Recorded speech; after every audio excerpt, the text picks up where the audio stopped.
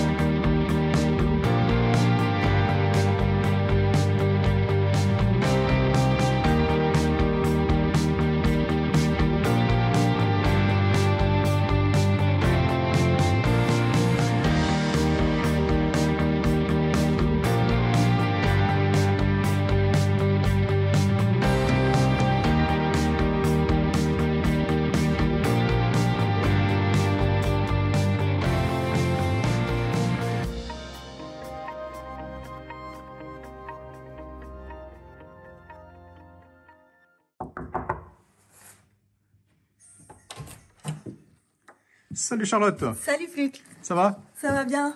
Entre. Merci, je te suis.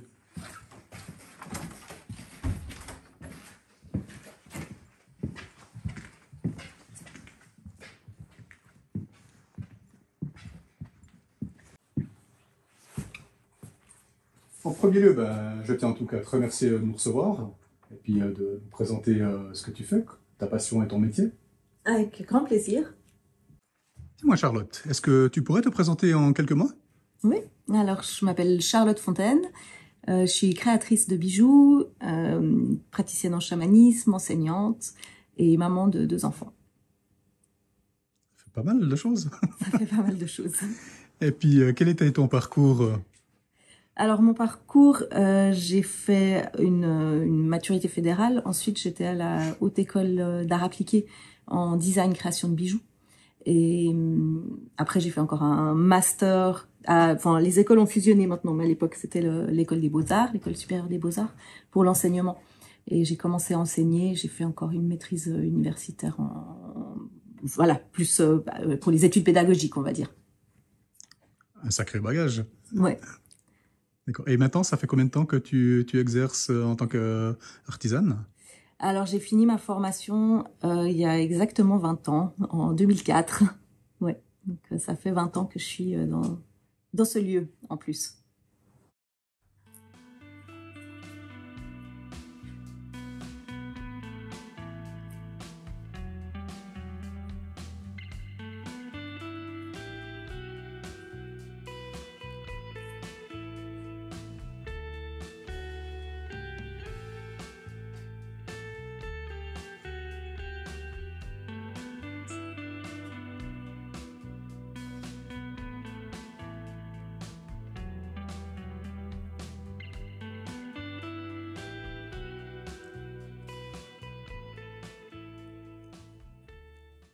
Alors, je suis en train de construire un arbre pour faire des fontes j'utilise là directement les végétaux et je les assemble pour créer un peu ma forme que je vais ensuite couler en métal. Ça, c'est la première étape de fabrication du moule. J'utilise de la cire pour fixer mes différents éléments. Et c'est la base au fait qu'on utilise aussi en bijouterie quand on veut faire des bijoux. On peut les faire directement en cire et les fondre ensuite. Là, j'utilise le végétal, mais normalement, on fait ça en cire. Alors là, je suis en train de choisir des feuilles que je vais couler. Je vais préparer un moule comme j'ai fait, enfin voilà, un moule en plâtre pour couler en métal. Donc je prends directement les feuilles du végétal, ce qui fait que je vais avoir, même si j'en fais 15, ça va être 15 pièces différentes finalement. C'est ce qui me sert à faire ces boucles d'oreilles que j'ai aux oreilles. Alors je choisis mes feuilles, il ne faut pas qu'elles soient trop fines, parce que sinon ça va pas donner grand chose. J'aurai des trous ou pas la forme en entier. Et puis il ne faut pas qu'elles soient trop épaisses, parce que du coup pour des boucles d'oreilles, ben, ça va être trop lourd sinon.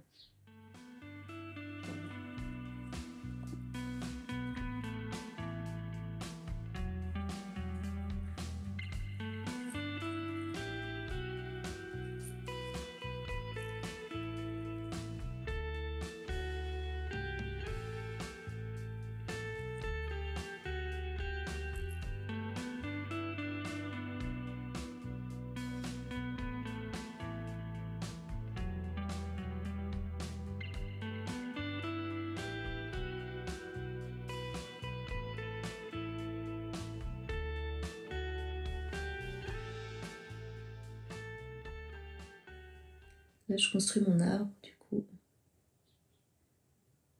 Je vais fixer chaque feuille sur ma tige en cire. Et c'est cette tige qui amènera le métal, en fait. C'est par ici que ça passera. Je renforce aussi avec une autre tige en cire, là, c'est cette tige bleue, qui permet de faire tenir. Et je peux, sur mon moule, mettre pas mal de pièces. Selon la taille du moule, bien sûr, mais je peux en faire pas mal en même temps.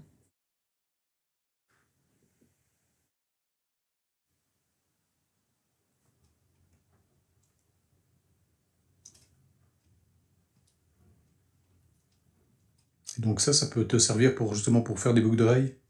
Ouais. Avec celle-ci, j'aime bien faire des boucles d'oreilles. Avec les arbres plus grands, je fais plus des petits sculptures, tableaux, comme ça. Des petits mondes, j'appelle ça des mondes.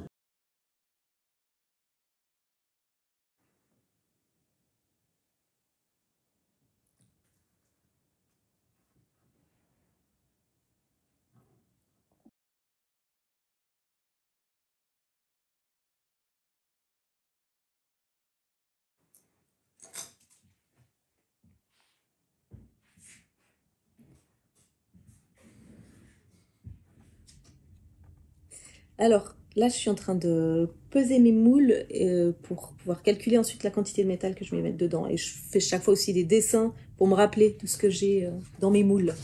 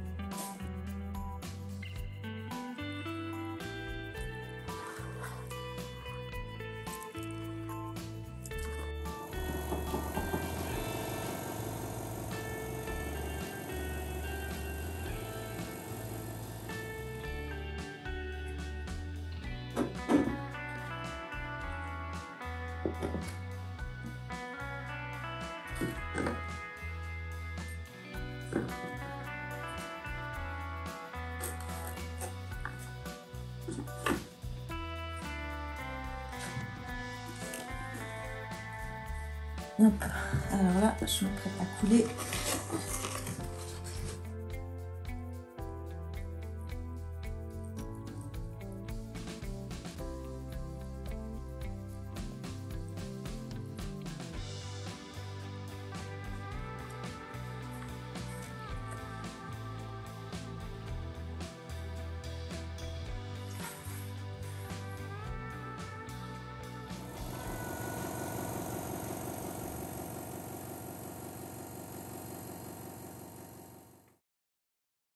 Alors là, je suis devant mon four que j'ai mis en route pendant toute la nuit. Ça fait une courbe de cuisson qui est d'environ 12 à 15 heures pour que mes moules aient le temps de... Alors que le végétal, la cire, ait le temps de brûler dans le moule. Qu'ensuite le plâtre, il monte jusqu'à 730 pour qu'il puisse rigidifier, durcir. Et ensuite, le four redescend jusqu'à entre 400 et 500 selon ce que je coule pour faire ensuite mes fontes. Donc là, je m'apprête à sortir le moule du four. Ensuite, je le mets dans la centrifugeuse. Je prépare à l'avance déjà mon métal que j'ai pesé. Je le verse dans le creuset. Je le fonds avec le chalumeau directement dans le creuset. La centrifugeuse se met en route une fois que le métal est en fusion pour l'injecter à l'intérieur du moule. J'attends ensuite quelques minutes et je peux le démouler directement dans l'eau froide. Le fait de le démouler tout de suite permet d'exploser le plâtre parce qu'il est encore chaud. Si on attendait qu'il refroidisse pour le démouler, pour les pièces fines, ce serait impossible parce qu'il vient très très dur, il faudrait le gratter, enfin c'est pas possible. Pour cette raison, on le démoule à chaud. Et celle-ci, c'est donc mes petites plantes que j'ai préparées hier avec coulées en laiton. Alors il y a encore tout le travail de nettoyage du plâtre ensuite qui est assez long pour voir le résultat final. Ouais, ce que je suis assez étonné. Je pensais que justement que tu allais couler, mais en vertical, comme on voit souvent, par exemple quand on fait de la fonte de cloche ou autre. Et puis là, je vois que tu utilises un procédé rotatif de centrifugeuse. Quelle en est la raison? Alors, c'est pour pouvoir propulser le métal dans des parties très très fines. Parce que même si là, mon four, il est à quasiment 500 degrés, l'intérieur du moule est très très chaud, mais comme mon métal, il fond à presque 1000 degrés, il refroidirait avant d'arriver à la fin. Donc on utilise la force centrifuge pour le propulser et qu'il aille bien dans toutes les parties avant de figer, parce qu'il fige quand même très très vite. En entreprise, ils utilisent un autre procédé qui va être un procédé de fonte sous vide. Donc on a la machine qui va faire un vide d'air et qui va aspirer le métal pour qu'il descende bien dans toutes les parties. Oui, je voulais te demander, parce qu'on se trouve dans l'ancienne usine Kugler, qui se trouve à la pointe de la jonction, mais c'est un endroit totalement atypique. Qu'est-ce que tu pourrais nous en dire? Oui, c'est un lieu tout à fait spécial dans la ville de Genève. On est quand même centre-ville, mais un petit peu entouré de nature quand même. C'est situé entre le Rhône et l'Arve, vraiment justement à la pointe, c'est pour ça que ça s'appelle comme ça, ce quartier. On a, dans l'usine, à peu près 150 artistes, en tout cas, minimum, qui travaillent dans plein de domaines complètement différents. On est entouré aussi, voilà, il y a différentes choses dans le quartier. Il y avait les dépôts des TPG, maintenant c'est les halles de la jonction, il y a des food trucks, il y a les jardins de la jonction, il y a des associations, mais aussi le courrier. C'est une zone qui est en transformation, parce qu'il y aura dans le futur un parc normalement autour de l'usine. Par rapport au fonctionnement, disons, de cet endroit, il y a 8 associations qui sont chapeautées par une fédération des artistes de Kugler, la FAC, et chacun a une zone géographique dans l'usine qui vont gérer différemment. Il y a des espaces aussi ouverts au public, des espaces d'exposition. On a la fonderie où il se passe pas mal d'événements différents, que ce soit des résidences d'artistes, des expositions, enfin toutes sortes d'événements, des festivals aussi, plein de choses où c'est l'occasion de découvrir le travail artistique de nombreuses personnes de différents domaines. Ah bah, c'est bien animé. Ouais, il y a ouais, beaucoup d'émulsions comme ça dans ce lieu. Ouais, c'est un grand pôle de synergie en fait. Ouais, ouais, c'est un lieu important. Moi, ça fait 20 ans maintenant, enfin dans quelques mois, ça fera 20 ans que j'ai mon atelier dans ce lieu. Et ouais, c'est une grande chance de pouvoir être entouré de tout ce monde et de toute cette créativité au quotidien.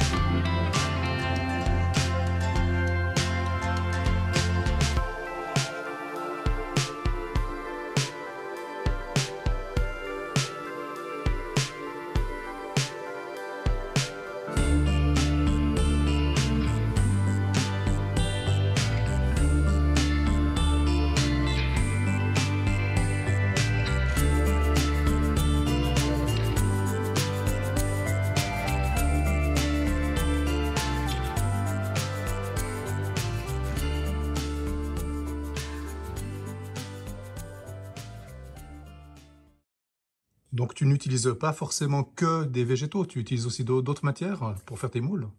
Ouais, alors, de manière habituelle, on va dire, les bijoutiers utilisent beaucoup la cire pour faire des modèles en cire et faire on appelle ça du casting, au fait, le fait de fondre comme ça dans des moules. Et là, j'utilise la cire. Au fait, j'ai fait l'empreinte quand même d'un végétal dans cette cire que je vais ensuite couler aussi en métal avec la même technique que les végétaux directement. Après, c'est vrai que selon le végétal qu'on utilise, il est quand même vraiment hyper fragile, hyper délicat pour faire des bijoux. Alors, on peut soit le renforcer avec la cire, ou je le mettais avant dans de la... Enfin, j'avais fait des pièces avec de la résine. Et puis, on a, par exemple... là, j'avais une boule en résine, je sais pas comment... Si ça... Bon. Où le végétal est pris... Enfin, le végétal en métal est pris dans la résine de manière à le protéger et à ce qu'il devienne portable. Alors là, peut-être c'est un petit peu plus visible sur celui-ci, où on a le végétal en argent sur un fond noir.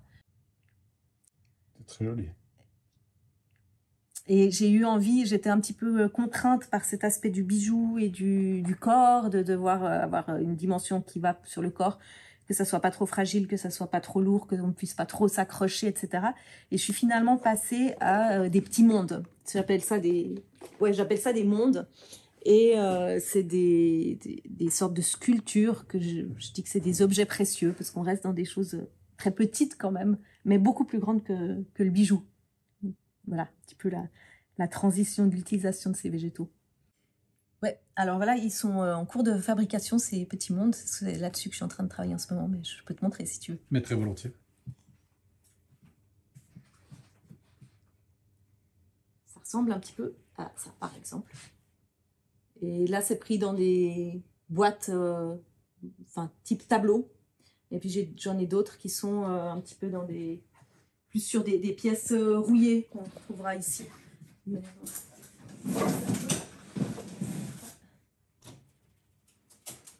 où on peut avoir, par exemple, ce genre de choses où je récupère des objets rouillés dans la nature et puis je mets mon végétal là c'est du bronze par exemple, et j'ai toujours un petit personnage qui me permet de changer l'échelle, parce que j'aime bien cette idée qu'on puisse se projeter. C'est pour ça que j'appelle ça des mondes, où dès le moment où il y a un personnage, on imagine ça à une autre échelle, et ça donne toute une autre dimension que si on a juste le végétal, il ressemble au végétal qu'on connaît. Voilà. C'est une nouvelle piste qui est plus du bijou, du coup, qui me fait sortir un peu de mes habitudes. Là, je peux encore te montrer quelques autres réalisations éventuellement. Par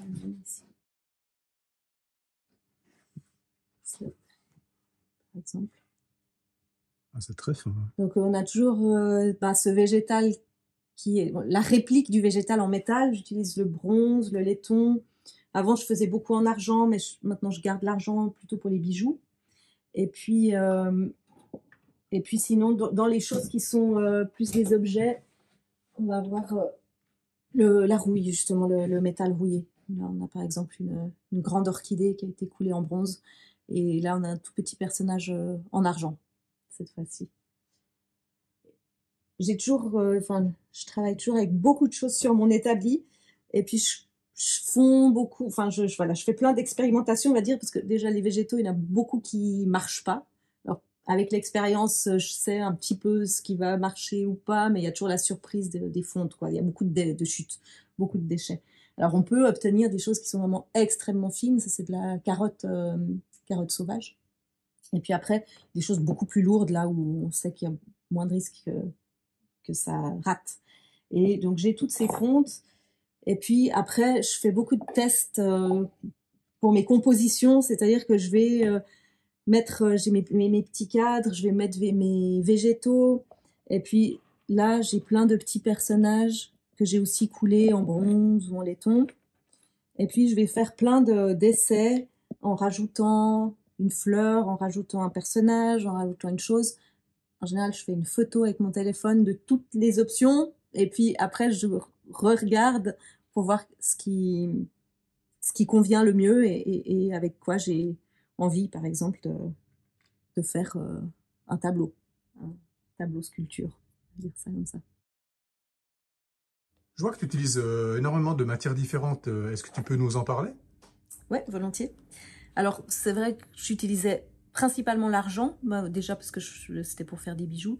Et là, maintenant, je me suis mise à travailler pas mal le laiton, qui donne des couleurs très, très lumineuses, dorées, comme ça, un peu brillant aussi. Je travaille aussi le bronze. Alors, le bronze, on a plusieurs types. Là, par exemple, j'ai un bronze qui est rose. J'ai un bronze qui va être jaune, ça s'appelle un bronze jaune sans oxydation.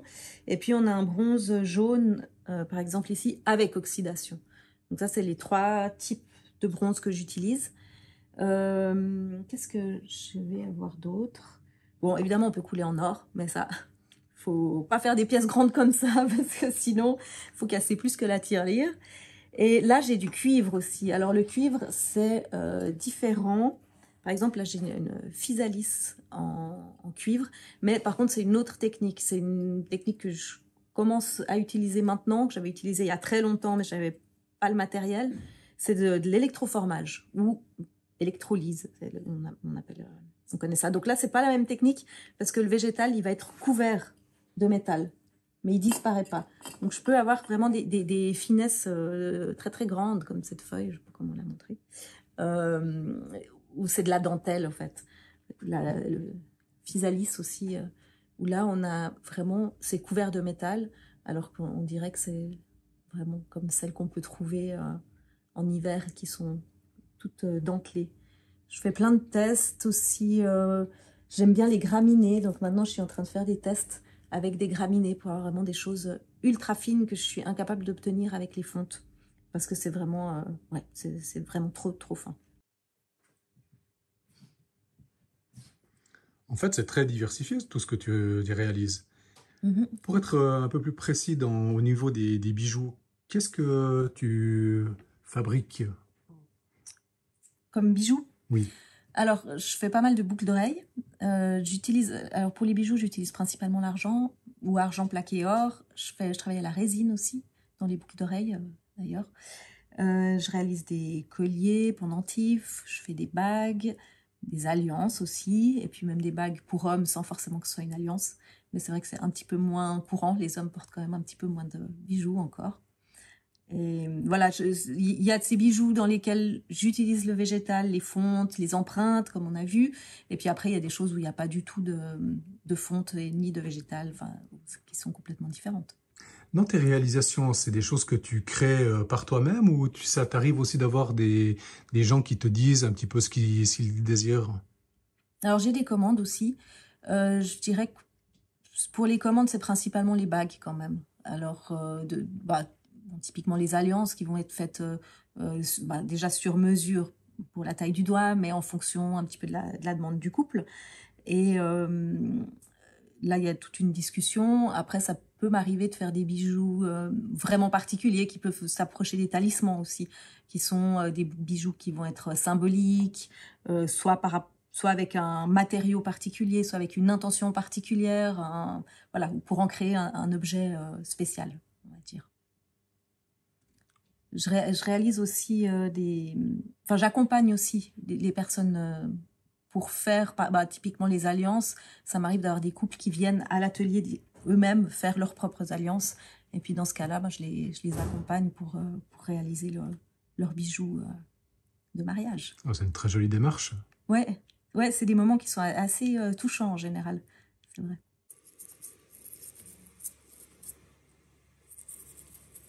Ouais, il me semble que tu t'inspires énormément de la nature.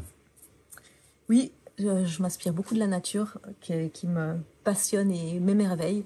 Et j'utilise même directement au fait, les éléments que je trouve dans la nature pour les couler et les mettre dans mes créations.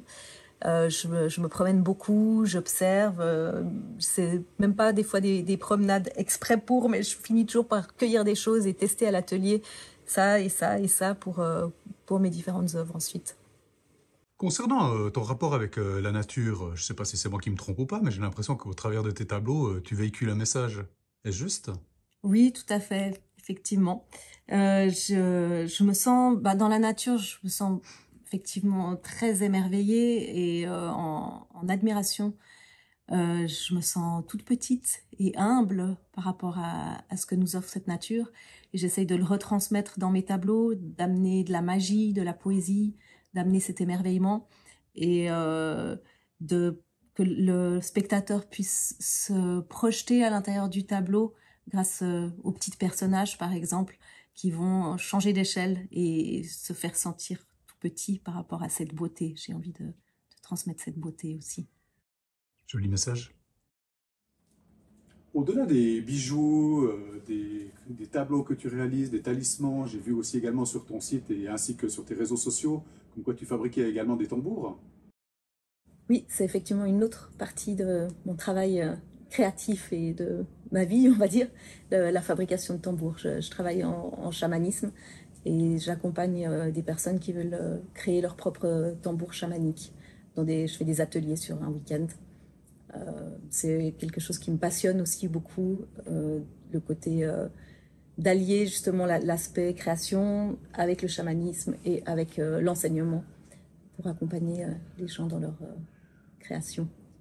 Et j'ai pu voir que tu donnais aussi également des formations un petit peu sur tout.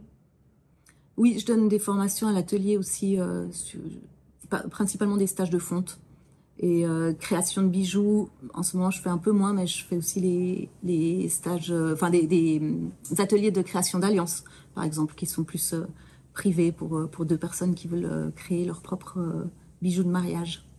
Et si quelqu'un était intéressé justement par l'un de ces cours, quelle est la démarche qu'il doit effectuer? Alors, il faut aller voir sur mon site internet, charlottefontaine.ch, où il y a toutes les informations, que ce soit sur le chamanisme ou sur ma création. Et il y a aussi un shop en ligne, si jamais, pour les bijoux. D'accord. Encore une petite dernière question. Si tu devais conseiller un jeune qui aimerait se lancer dans le côté artistique, qu'est-ce que tu pourrais lui dire? De suivre ce qui anime son âme et son cœur et sa passion, et qu'après on trouve des solutions pour allier ça à l'aspect financier, qui est des fois un petit peu compliqué justement dans ce domaine-là. Mais je pense que c'est important d'aller vers ses rêves et surtout de suivre ce qui nous anime avec passion. Je dirais que c'est ce qui fait la vie et qui rend la beauté un peu de ce qui nous entoure. En tout cas, un très grand merci Charlotte pour nous avoir permis de visiter ton monde et de découvrir tes très très très belles réalisations. Merci à toi. J'espère à tout bientôt. Une bonne continuation. Merci, à Merci bientôt. Charlotte. Voilà, nous arrivons à la fin de ce reportage. Je tiens à remercier très chaleureusement Charlotte Fontaine pour son aimable hospitalité, ainsi que pour nous avoir permis de partager sa passion et son métier au travers de son bel univers. J'espère que tu auras apprécié cette vidéo. Si c'est le cas, n'oublie pas de la liker, de la partager au plus grand nombre, de t'abonner, de nous laisser des commentaires. Tout ceci permet de contribuer à la visibilité de la chaîne et on en a besoin. Par ailleurs, je te rappelle que tu peux te rendre sur notre site internet www.regionterroir.com. Tu y trouveras d'autres informations complémentaires concernant les vidéos que l'on réalise. Par ailleurs, je t'invite également à me faire part de tes suggestions ou de me soumettre un artisan que tu connais et qui vaudrait la peine d'être mis en avant par le biais d'un reportage vidéo. Pour cela, tu peux m'écrire à info@regionterroir.com. De plus, ça pourrait être l'occasion de nous rencontrer et ça, ce serait vraiment sympa. Voilà, en attendant la prochaine aventure, on te dit ciao, wouf et à tout bientôt. Prends soin de toi. Bien.